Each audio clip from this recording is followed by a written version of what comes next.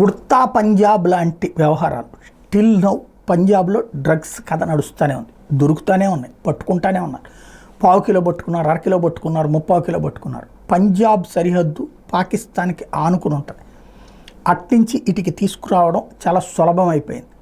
BSF ఆ ప్రాంతంలో తిరుగుతున్నంతసేపు ఉండదు, ఆ తర్వాత జరిగిపోతుంది. జస్ట్ ఇసురుతారు, ఇటు పక్కన తీసుకుంటారు.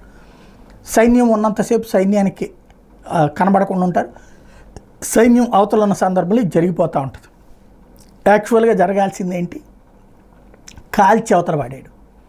అక్కడ హిడెన్ క్యాంప్స్ పెట్టుకోవాలా, పెద్ద ఇది నడపాలి. మనకు పెద్ద సమస్య ఏంటంటే సరిహద్దులు, విశాలమైనటువంటి సరిహద్దులు, అటు బంగ్లాదేశ్తోనైనా పాకిస్తాన్తోనైనా ఉన్నటువంటి. ఇక్కడ కాల్చి అవతల పడేస్తుంటే కంట్రోల్ ఉంటుంది, కానీ కాల్చి అవతల పడేసే ధైర్యాలు లేవు. ఇంకోటి పంజాబ్లో ఆమ్ ఆద్మీ పార్టీ ప్రభుత్వం, అక్కడ వాళ్ళకి అవతల ఉన్నటువంటి వాళ్ళతో మంచి కాంట్రాక్ట్స్. ఇదంతా కూడా డ్రగ్స్ బ్యాచీతోనే వీళ్ళకు ఉన్నటువంటి కాంట్రాక్ట్స్ కారణంగానే జరుగుతున్నటువంటి వ్యవహారానికి సజీవమైనటువంటి సాక్ష్యం. ఏదైతే సోరోస్ టీమ్ ద్వారా ఫండింగ్ వస్తుంది, ఆ సోరోస్ సంస్థే ప్రపంచవ్యాప్తంగా డబ్బులు సంపాదించుకోవడానికి డ్రగ్స్ను ఒక ఆలంబనంగా ఎంచుకుంది. మణిపూర్లో జరుగుతున్న గొడవల వెనకాల సోరోస్ ఉండడానికి కారణం అక్కడి నుంచి పుట్టుకొచ్చేటటువంటి డ్రగ్గే. ప్రతి దాంట్లో వివాదాల వెనకాల డ్రగ్స్ వస్తూ ఉంటుంది.